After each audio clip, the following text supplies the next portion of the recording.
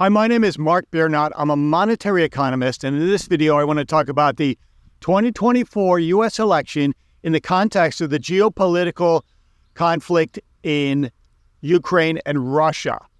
I'm coming at you somewhere off the grid in Eastern Europe. You could probably geolocate me if you wanted to with the Viatrak, the windmills in the background. But it's great. It's great to be back. And it's great to give myself an opportunity where I can speak freely without my neighbors honing in on me and listening to every word. Because we're going to talk about politics. What a dirty subject.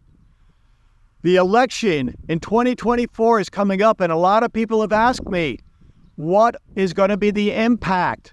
Who is going to be elected? And I always like to say, nobody in this world is a prognosticator, no matter what they claim. Maybe you can flip a coin 24 times in a row and get lucky, and it happens statistically, but nobody can predict the future.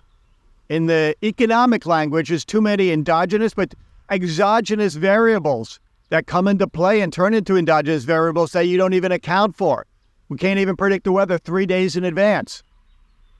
So the election is between three candidates: Biden, Kennedy, and the orange issue, Trump. Just full disclosure, I'm registered independent in America. And I come from the tradition of Ronald Reagan, conservative Republican. But that was way back when, in the time of Zbigniew Brzezinski, the grand failure, in the time of Ronald Reagan, who I voted for. And I am not now. I've changed radically in my opinions. You can guess, a little bit of a hippie-ish going on with the long hair, more of a surfer dude. But I still retain a lot of that as an independent. And for Ukraine, Joe Biden is 100% for Ukraine. He's pro-democracy, pro-freedom. He wants Ukraine to win, and I believe at this point, he wants Russia to lose. A reformatting of Russia, and Russia becoming a very different country. You've got Kennedy. I'm a Bostonian too. I quasi-know Kennedy and Kennedys. Not a fan. In fact, I don't want to go into the details. But he's the wild card, the joker. He will be pumped. So it draws votes primarily away from Biden. And the last guy, Trump, who, if you guys are supporters, yeah, okay, I was a long time ago, but not now. The evidence is, after meeting with Viktor Orban in Florida, in his private estate, what would he have business with Viktor Orban? Putin's puppet. Closed door meeting.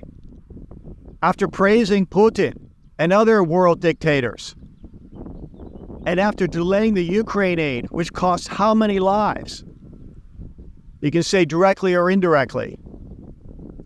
He is not for Ukraine. He is for Russia. So you've got Biden for Ukraine and freedom. You've got Trump, Viktor Orban, Putin, Moscow. Biden has been a strong leader. He has shown leadership. Now, Trump, you could say he wants to be a strong leader, just metaphorically, mind you. Like Mussolini off the balcony, he goes off and rants and waves his arms. But he takes orders from another European capital.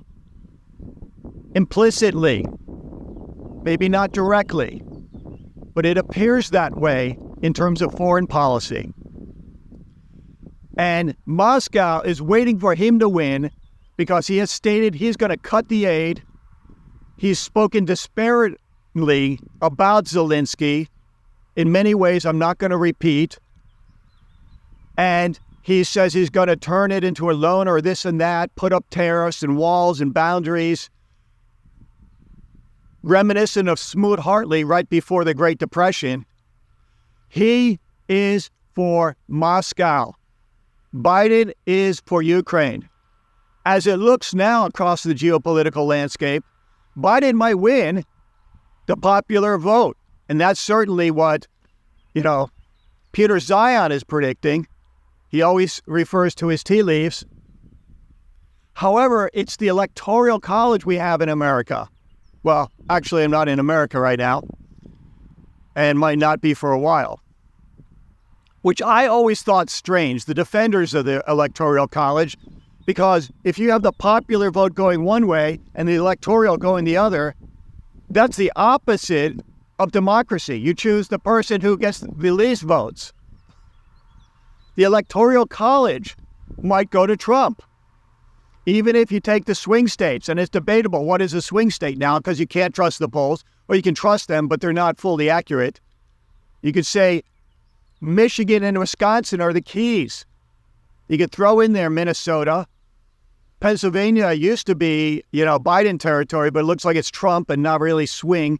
Virginia's a swing. Maine's could be qualified as a swing, although it can split it.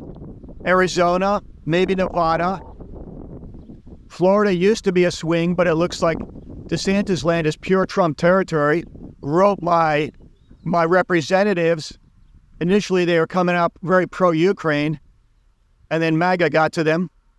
And then they wrote me a personal letter after I wrote them a nice, cordial personal letter and stated their points. I replied and I said, these are just Moscow talking points. The guy's living on the beach and pretty nice lifestyle didn't reply to me. And that's a sign when people don't reply. It's usually like a little bit passive-aggressive sign that they've gone the other way. They don't have defendable talking points. So it looks like Florida is going to be going red. And Florida and Texas basically almost equal California and New York. So the whole country, the rest, is Trump territory, the orange problem. And it looks like even if Biden wins right now, and it could change because nobody can predict the future, the popular vote, Electoral College, theoretically could go to Trump. It's going to be a very close matchup. Biden wins, Moscow loses. May take 2025, 2026. Trump wins, Moscow will lose. Have faith. It'll take longer and cost lives. Why do I say that? Because I did a video that light wins over darkness, but evil has its hour. If Trump wins, that hour is going to be longer. But think about it, 1865, light wins over darkness.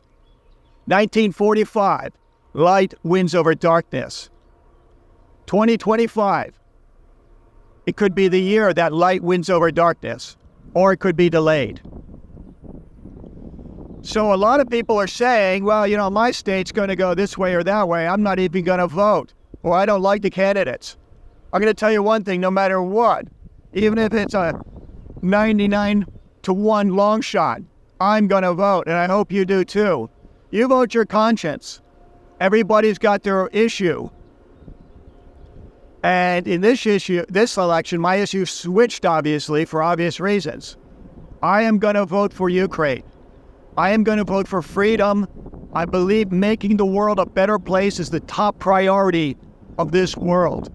We want to leave this legacy to our future generations of a world of freedom. The domino of tyranny will fall when Moscow is reformatted. You can think of it in terms of any modern myth you want. The Hunger Games, highly recommend it. Star Wars, highly recommend it. Lord of the Rings, highly recommend it. Although evil has its hour, light wins over darkness. And the supporters of darkness, they're going to have a long time to think about it, maybe. I am nobody's judge. But life is short. And eternity is long, and they're going to have a long time to think of that in the vast, measureless gulf of eternity which lies before and beyond. Vote your conscience. Vote for freedom, democracy, peace, long-term peace. Trump has a plan for peace. It's not a plan for peace. Putin has already echoed and said that peace will come with the realities of the situation on the ground, meaning what land he's holding currently. And he spoke that initially a long time ago in 2022 to, I believe it was a Finnish or a former Finnish prime minister who was a acquaintance of his. He says, this military adventurism is grab land, negotiate peace. If you go back to 2022, you're going to see that. That is what Trump is echoing. Biden is an ideologue of a good nature like Ronald Reagan. We stand for peace and freedom and democracy, and we want to make the world a better place. So who's going to win this election? As I say, it doesn't matter as much as you think. You can relax because light wins over darkness. My name is Mark Bernot. I'm a monetary economist. Have a great day. Coming at you back home in Eastern Europe, somewhere off the grid. Thank you very much.